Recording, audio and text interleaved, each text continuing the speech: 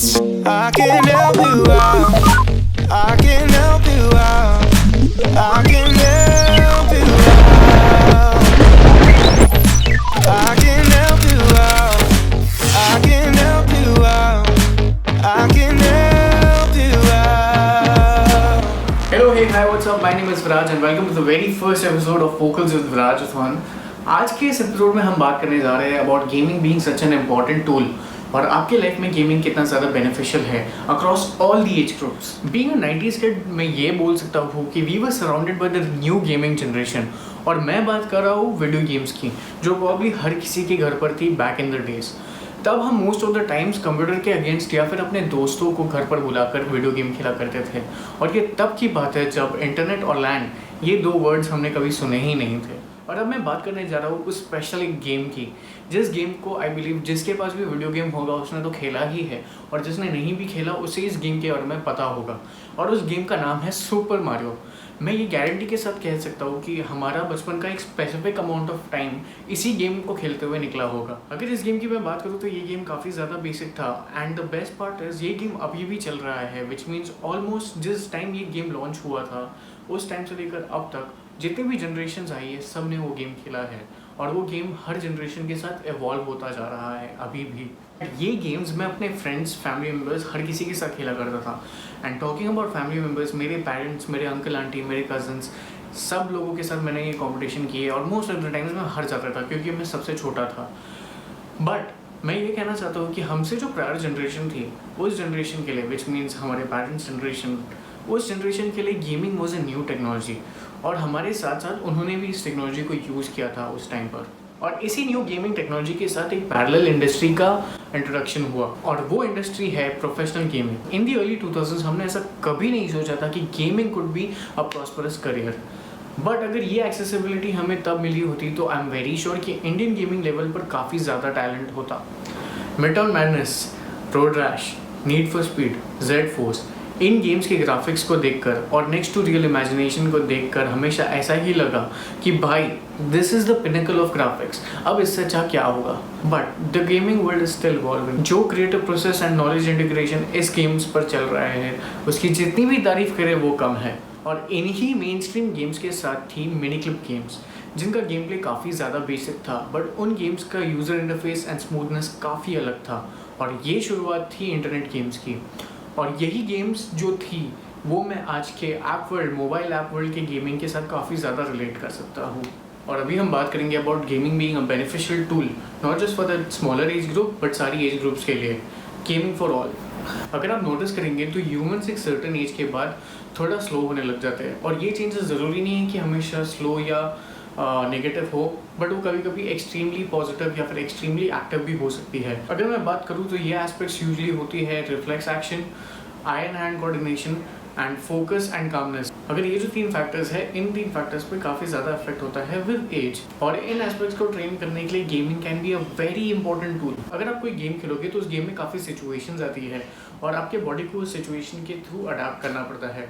अगर आप देखोगे तो कोई गेम में कोई सिचुएशन ऐसी होती है जब आपको बहुत क्विकली और फास्ट रिएक्शन देना होता है और कोई सिचुएशन ऐसी होती है जब आपको बहुत ही काम फोकस्ड एंड कंपोज रहना पड़ता है। You have to be very careful. अगर आपने कोई भी मिस्टेक कर दी या फिर गलती से कोई भी दूसरी बटन दबा दी तो you can lose the game. So that's how you are going to trigger and train these three aspects जो इसके बारे में मैंने बात किया।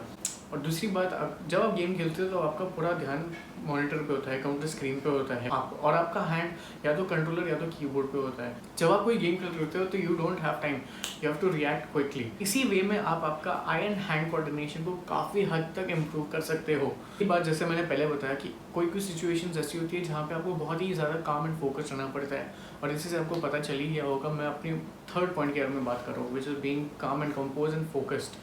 तो gaming can be a very very very beneficial tool.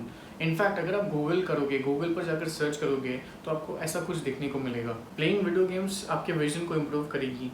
Video games dyslexia को ओवरकम करने में हेल्प कर सकती है। वीडियो गेम्स डॉक्टर को हेल्प कर रही है फॉर सक्सेसफुल ऑपरेशंस एंड उनको ट्रेन कर रही है for any further changes in the field. Video games आपके एजिंग प्रोसेस को काफ़ी ज़्यादा स्लो डाउन कर सकती है। जस्ट इमेजिन आपका एजिंग प्रोसेस जो हर कोई फेयर करता है उसको चेंज कर सकती है। Decision making skills, stress reduction. Video games आपको बेटर लीडर बना सकती है और आपका एक न्यू सोशल सर्कल बन सकता है। और इसी तरह और भी बहुत बेनिफिट्स है गेमिंग के, पर आपको उन्हें पॉजिटिव वे में देखना शुरू करना पड़ेगा। लास्ट सेक्शन में मैं ये ऐड करना चाहता हूँ कि जी हाँ, मैंने भी गेम खेलना स्टार्ट कर दिया है। इनफैक्ट मैं खेलता हूँ PlayStation 4 पर। मेरे main reasons behind playing games are 3 reasons basically, जो मैं अभी इस वीडियो में बताना चाहता हूँ। उसका सबसे पहला रीज़न है रिफ्लेक्स एक्शन को ट्रेन करना। जैसे कि मैंने पहले ही आपको एक्सप्लेन किया कि गेमिंग में रिफ्लेक्स एक्शन काफ़ी ज़्यादा ट्रिगर होता है और मुझे अपने रिफ्लेक्स एक्शन पे काफ़ी ज़्यादा कंट्रोल रखना बहुत अच्छा लगता है। दूसरी बात है मेरी डिसीजन मेकिंग प्रोसेस। जैसे कि मैंने अगेन पहले ही एग्जांपल में बताया कि गेमिंग एक ऐसा सिनेरियो क्रिएट करता है जहाँ पे आपका डिसीजन मेकिंग काफ़ी ज़्यादा इंटेंस एंड क्विक होना चाहिए, और इसी वे में मैं अपने डिसीजन मेकिंग पावर को भी ट्रिगर करता हूँ। और थर्ड पॉइंट ये है कि gaming is a very good stress buster. जी हाँ, ये काफ़ी बड़ा एक सच है कि अगर आपको कोई स्ट्रेस है या टेंशन है तो gaming is a very good option उस स्ट्रेस और टेंशन को रिलीव करने के लिए। इस वीडियो में मैं ये 3 पॉइंट्स को हाईलाइट करना चाहता हूँ। और मेरी 3 फेवरेट गेम्स है। जो फर्स्ट है वो विदाउट अ डाउट फीफा है, उसके बाद सेकंड आता है NFS और थर्ड आता है GTA। I love football the most, और इसीलिए मैं फीफा, अगर आप मुझे ऑप्शन देंगे तो फीफा मैं रोज़ खेल सकता हूँ कितने भी घंटों के लिए। और फीफा में मैं मैनेजर मोड खेलता हूँ जिसमें I control the whole team. Second game है NFS में बचपन से खेलते आ रहा हूँ। In fact the first NFS game जो मैंने खेली थी वो थी NFS 2 SE। उसके बाद फिर मुझे अंडरग्राउंड 2, मेरे ख्याल से अंडरग्राउंड 2 का ट्रायल वर्जन, डेमो वर्जन मिल रहा था जो मैं खेला करता था। इसी वे में मैंने सारे NFS के गेम्स जो आते गए वो खेलता गया, एंड इसलिए NFS एक गेम ऐसा है जो जिससे मैं ज़्यादा कनेक्ट करता हूँ क्योंकि वो मेरे बचपन से लेकर अब तक मेरे से जुड़ा हुआ है। और थर्ड गेम है GTA, because GTA is just a movie basically. K5 के मिशन और उनका गेमिंग और उनका हर चीज़, it is just next to watching Hollywood movie, which is why मुझे वो गेम खेलना काफ़ी ज़्यादा पसंद है। आप भी आपकी फेवरेट गेम्स इस वीडियो की कमेंट सेक्शन में यूट्यूब पर कमेंट कीजिए और बताइए आपका फेवरेट गेम कौन सा है और कब से आप खेलते आ रहे हैं उसको। और ऑल्सो मुझे ये भी बताइए कि which was the first game जो आपने खेला था। हर किसी को गेम खेलना काफ़ी ज़्यादा फीसेबल है, एंड इनफैक्ट वो गेम कोई भी हो सकता है, चाहे वो टेम्पल रन हो या सबवे सर्फर हो। और इनफैक्ट मैं ये कहना चाहूँगा कि ये 2 गेम्स ऐसे हैं जिनमें आपकी रिफ्लेक्स एक्शन काफ़ी ज़्यादा हद तक ट्रिगर करते हैं। अगर आप ये भी गेम्स खेलते हो तो वेरी गुड। अगर आप नहीं खेलते हो तो मैं ये सजेस्ट करूँगा कि आपको खेलना शुरू कर देना चाहिए, बिकॉज ये आपको पॉजिटिव वे में काफ़ी ट्रेन कर सकता है। और इसी के साथ मैं अपना ये एपिसोड कंप्लीट करता हूँ। इस वीडियो को ज़्यादा से ज़्यादा शेयर कीजिए और ऑफकोर्स सब्सक्राइब भी कीजिए। और मैं आपसे मिलूंगा जल्द ही on the next episode of vocals with Viraj थॉन। Till then, peace out.